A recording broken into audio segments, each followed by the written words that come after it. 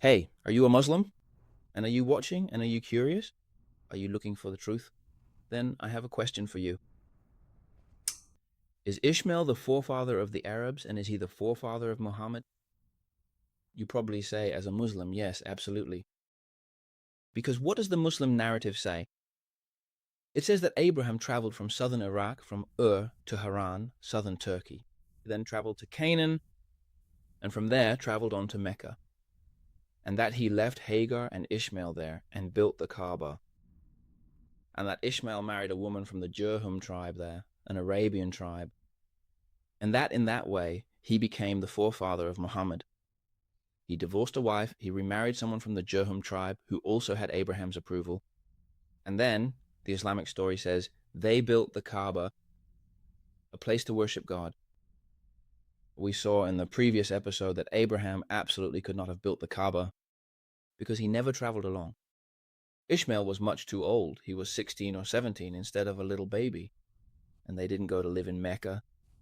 Ishmael and Hagar, they went to live in Paran. That is the north of the Sinai, the south of Israel. And we're going to see today that they even went to live in another place and not in Mecca. Because what happened? It says very clearly that in the morning Abraham puts a jug of water and food on Hagar's shoulder, sends her away, doesn't go along. They arrive at Beersheba. The water runs out. God opens a spring.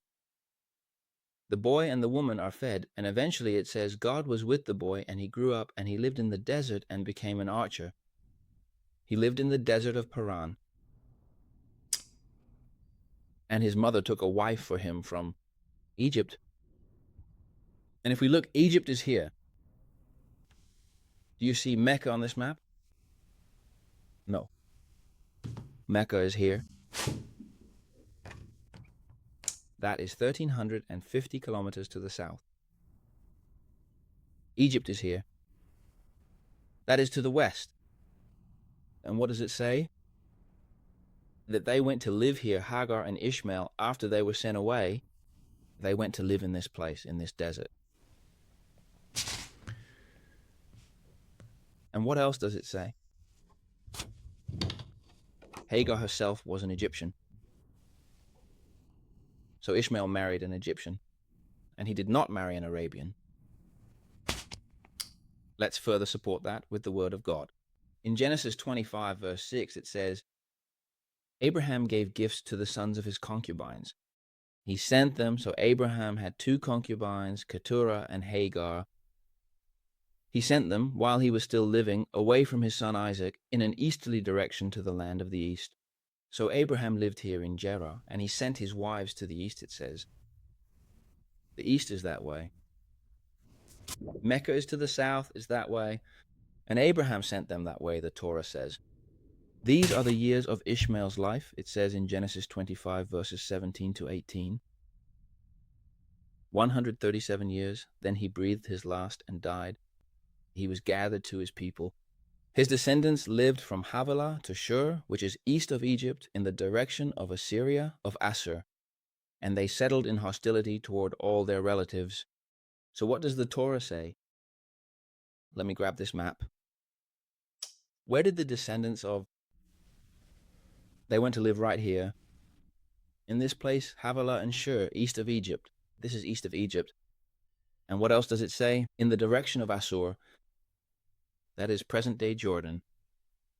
That's where they settled, the sons of Ishmael. So not in Mecca, 1,350 kilometers to the south.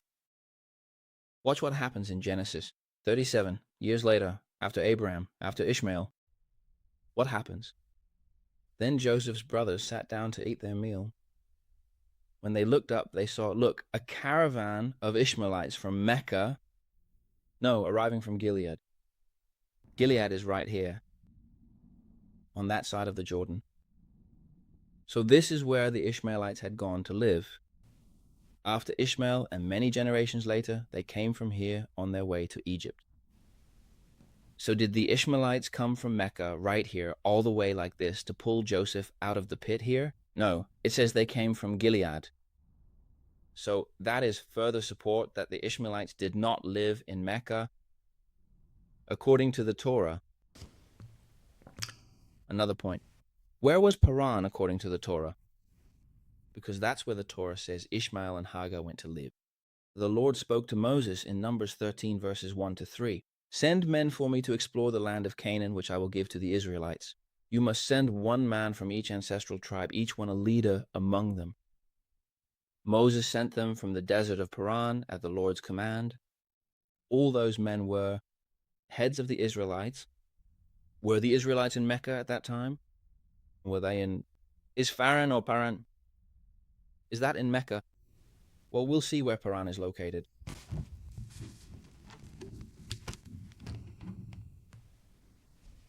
It says, then they returned from exploring the land after 40 days. It's already a 40-day journey from Mecca to Canaan.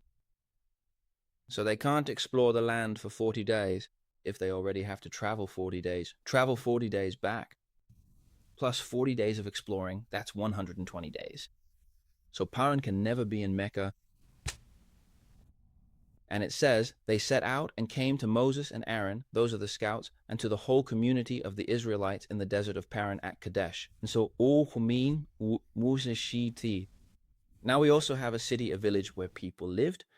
So right here, Beersheba, where Hagar and Ishmael first go when they are sent away by Abraham. Then the descendants of Ishmael, they go live here. Later they go live here. And right here, this whole region, they settled to the east, it says, of Egypt. In Ashur, that's right here. Okay. And where is Paran? Paran is right here in Kadesh. Here was the army of Israel. Here the spies were sent away. And we don't even see on this map where Mecca is. That's right, because that's 1,350 kilometers down. So that's why we know for sure where Paran is. That's at Kadesh. It's below Beersheba, and that's where Ishmael went to live.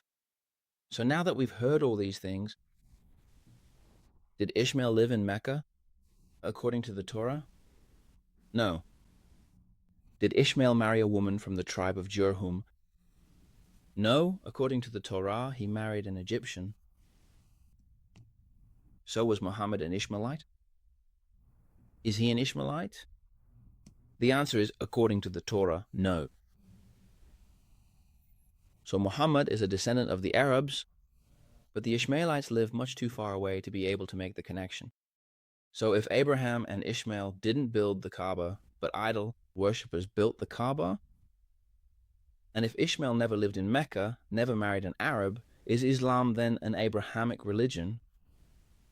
The answer is no, because there is no direct connection with the Kaaba and Abraham and Ishmael, and there is no direct connection with Muhammad and Ishmael according to the Torah.